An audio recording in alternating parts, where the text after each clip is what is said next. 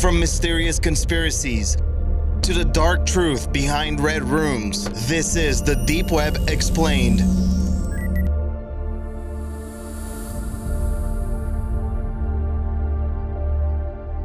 Part 9.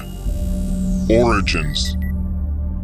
Everyone that thinks the deep web is only a glorified black market is very wrong. To understand something, you first have to look at where it started and who started it. At its core, the deep web is the segment of the World Wide Web that is not indexed or searchable. You're not able to access any of the sites by simply searching for them on Google.com. During the late 90s, branches of the US military were actively researching and growing the so-called deep web. It was a place for them to communicate with undercover agents and spread information to anyone who was listening. The whole system was based on onion routing. Explained briefly, information is sent from point A to point B through multiple layers of encryption, kind of like an onion, ultimately making the sender and receiver anonymous parties. For the past few years, three-letter agencies have done everything in their power to unmask dark web users, with tactics that include ultrasound tracking by electronic devices, pesky spyware, and a myriad of other morally questionable ways. The deep web got its name from a computer scientist called Michael Bergman. There are multiple experts in the field, and companies like Bright Planet are some of the pioneers in collecting deep web data. As they state, take action on emerging patterns, threats, and opportunities. With a motto like that, you know they have to be serious. Part 8. The size. There are layers to the World Wide Web, and we need to look at all of them to get an idea of the actual size of the deep web. We start with the top layer, or the surface layer. This is the internet that we are all used to, anything that you can find on Google. This is what the overwhelming majority of people use daily. The next layer includes things like medical, financial, and legal records, subscriptions, and payment information. These are databases that are password encrypted and mostly accessible on private networks only. When hackers steal identities and consumer information, these are the databases they are accessing. And this is where things get a little interesting. The next layer is considered the dark net. At this point, you need special web browsers such as Tor to access the web pages. And of course, internet folklore speaks of an even deeper, darker level called Mariana's Web. Its existence at this point is arguable. Seriously, very arguable.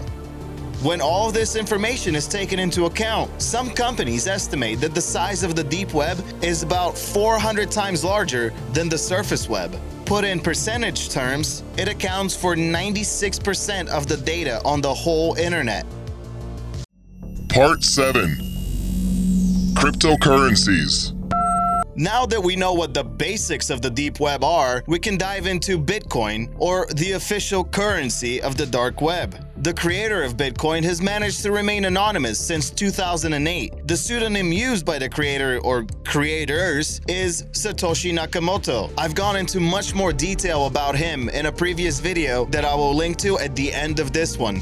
Bitcoin is a network that is used to send and receive money from peer to peer. What makes the network stand out is the fact that it is decentralized, meaning there is no owner or controller. Secondly, the network has its own currency, which is also called, you guessed it, Bitcoin. In the beginning, people had to mine to make coins. In reality, their computers were solving complex mathematical calculations. As time passes, the math problems get tougher and tougher to solve, thus limiting the amount of new Bitcoins created. With no regulation or oversight, the Bitcoin market itself has been volatile at points. One Bitcoin was trading for $11.47 on December 4th, 2013, and on December 7th, one Bitcoin was only worth $694.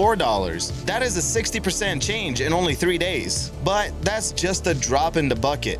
Right now, Bitcoin is trading for $3,379 per coin. With the emergence of the Chinese market, there is no end in sight, and there's actually competition on the rise. The name is Ethereum. If you want to buy anything on the dark web slightly anonymously, you would have to use Bitcoin or similar cryptocurrencies.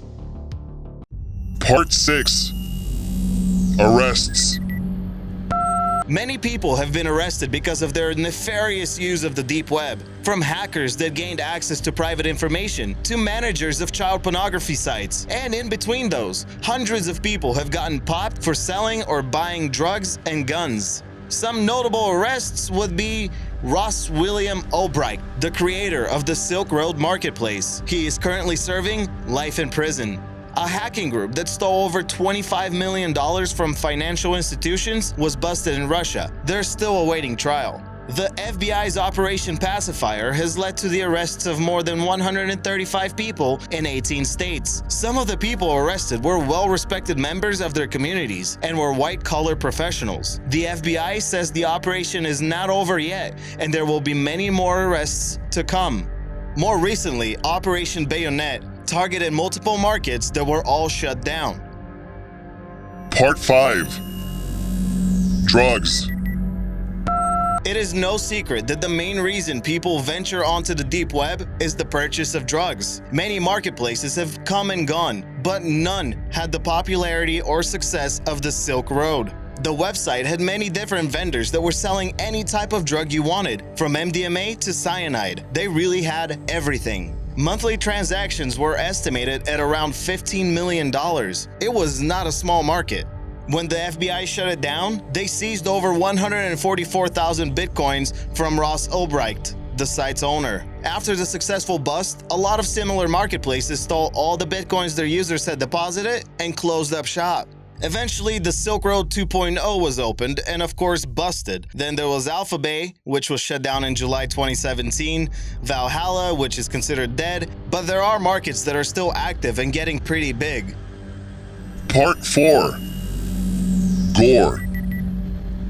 Another popular aspect of the dark net is the ability to find gruesome photos that will accommodate any fetish. When you think about all the nasty, deplorable things that you stumble upon when you're on the wrong side of YouTube, just imagine that for some people that's not enough. Their morbid fascination can only be satisfied with the goriest of things.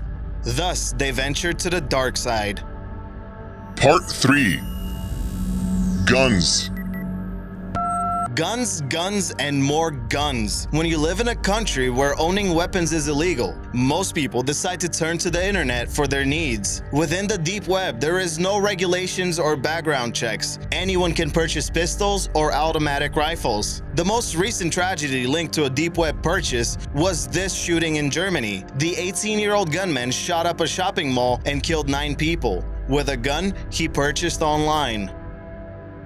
Part 2. Red Rooms. The shadiest parts of the dark web offer a service that is even more deplorable. These so-called red rooms are actually kill rooms. People pay money to watch their brethren die. The service is live streamed, and depending on how much money you spend, they might let you choose the way you want the victim to die. Fortunately, there's very little evidence to suggest that these chat rooms actually exist. The Tor network and browser are not capable of streaming services, especially live. If such rooms did exist, everyone would see about 1 frame every 5 seconds. Many people suggest that advertisements for upcoming kill rooms are started by Bitcoin thieves or the FBI themselves. In recent news, the story of Instagram model Chloe Ailing shook up social media. She was kidnapped by 4 men from the online organized crime group Black Death. They told her that she would be auctioned off in the dark web, or that her manager had to pay $300,000 in ransom. The only reason she made it out alive? The men realized that she was a mother, and that went against their rules of engagement. Part 1. The Holy Grail. Enthusiasts have described many levels between the dark net and the supposed Mariana's Web.